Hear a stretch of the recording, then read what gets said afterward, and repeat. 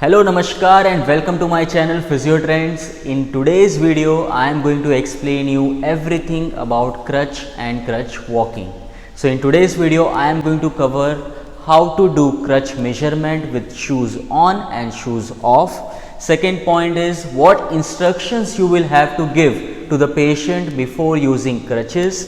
Third point is how to do 3-point, how to walk with 3-point crutch gait, how to walk with 4-point crutch gait and how to walk with 2-point crutch gait. And after that, how to perform sit and standing activity, basically sit to stand as well as stand to sit activities using axillary crutches. Now the most reliable and comfortable position for axillary crutch measurement is lying with shoes off.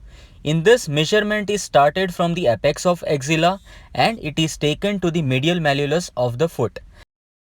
Now the second method for measuring crutch measurement is with shoes on lying position. In this, it is started from 5 cm below the axilla and it is ended 20 cm away from the heel.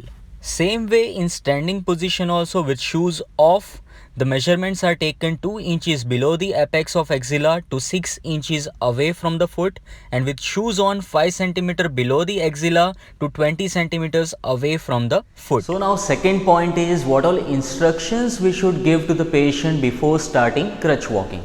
So the first instruction to the patient should be that patient has to keep both the crutches such a way that it forms a triangle with the leg. So how to check it? So for that we have to ask patient to keep both the crutches such a way at the shoulder width and both the legs in the center. It should not be much wider or it should not be much closer to the body, so that we can easily maintain the proper base of support and patient can walk freely. Point number 2 for this will be that patient has to always make sure that his axillary pad is directly not touching with the axilla. There should be some distance, at least 2 to 2.5 finger of distance between the axillary pad and axilla, so that we can avoid axillary nerve to be compressed whenever patient is walking and performing the movements.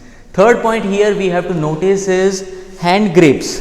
Here at hand grip level, elbow should not be completely extended like this. It should be at least 10 to 15 degrees of flexed, so that we can avoid direct pressure on the elbow joint and patient can walk pain free. So these are the 3 instructions we all should give to our patients before starting the crutch walking. 3-point crutch walking gait is a gait when patient uses whenever patient has to perform non-weight bearing activities, in which both the crutches acts as one and point number 2 and unaffected limb acts as a third point.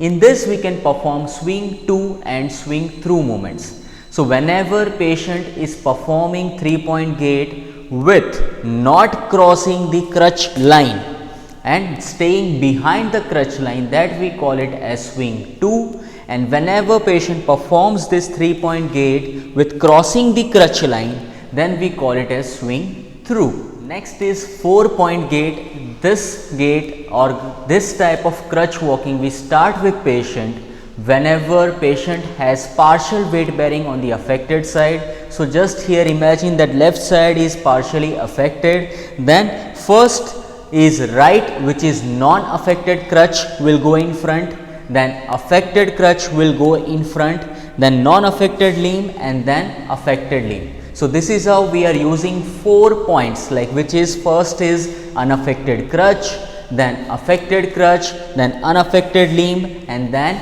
unaffected limb. 2-point gait is the gait of progression of 4-point gait, in which still partial weight bearing or maximum weight bearing is available for the patient. So in this, patient will walk together with the unaffected crutch and affected limb and affected crutch and unaffected limb. So it will look somewhat like this, that again here left side is affected, then patient walks like this and this. So this pattern we call it as 2-point, because at together we are putting 2 limbs, or we can say 1 crutch and 1 limb. So it considered as 1 point and another point as another side of the limb and crutch. So that is how we call it as 2-point crutch walking gait which is the progression of the 4-point gait. For stand to sit activity, first patient takes both the crutches on affected side.